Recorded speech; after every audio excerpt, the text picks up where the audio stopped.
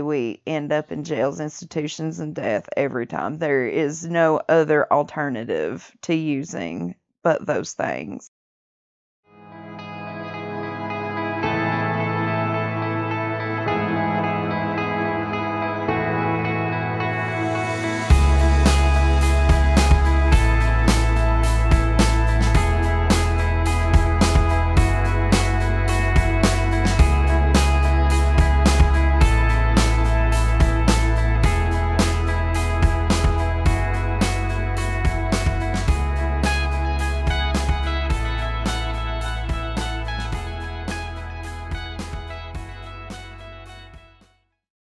Any church should be for anyone that's in pain, hurting. It doesn't matter what it is. It can be addiction. It can be addiction to anything. It doesn't necessarily have to be to drugs. Just anyone who is lonely, anything. But this in particular, this program in particular, was for people in substance abuse addiction.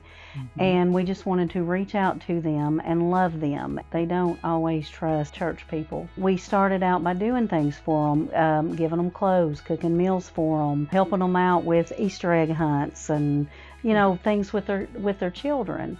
And then also offering a place for them to come, a safe place here at this church. And our goal was to love them, just love them, and make them feel welcome. Some churches won't even come up and try to meet you, especially if they know your past.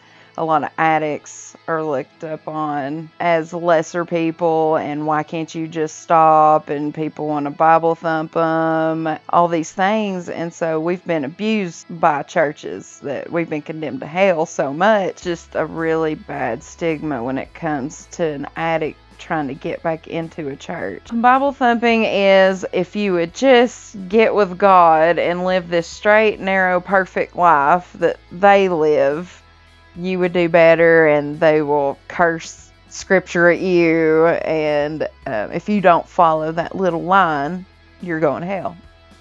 And it's constant, God this, God that, God this, and they don't try to understand where you're coming from at all. So we feel like a lot of people who are striving for recovery are looking for people to be with them or give them a second or third or fourth chance.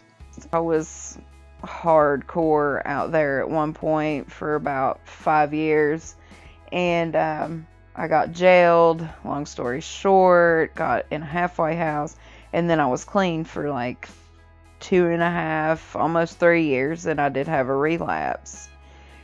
But it was a short-lived relapse because I was glad that I stayed within these people, because this is my family. I had a really bad family growing up, so I don't talk to them. And they have come and they have been there for us, and do not look at us like any different than themselves. They always keep saying, well, just because I didn't do dope doesn't make me any better than you. They've always tried to help no matter what it is. They've made a difference in my life just completely.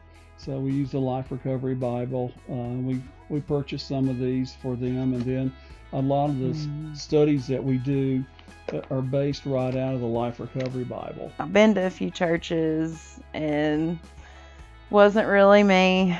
I come to this church after being in a halfway house for 6 months.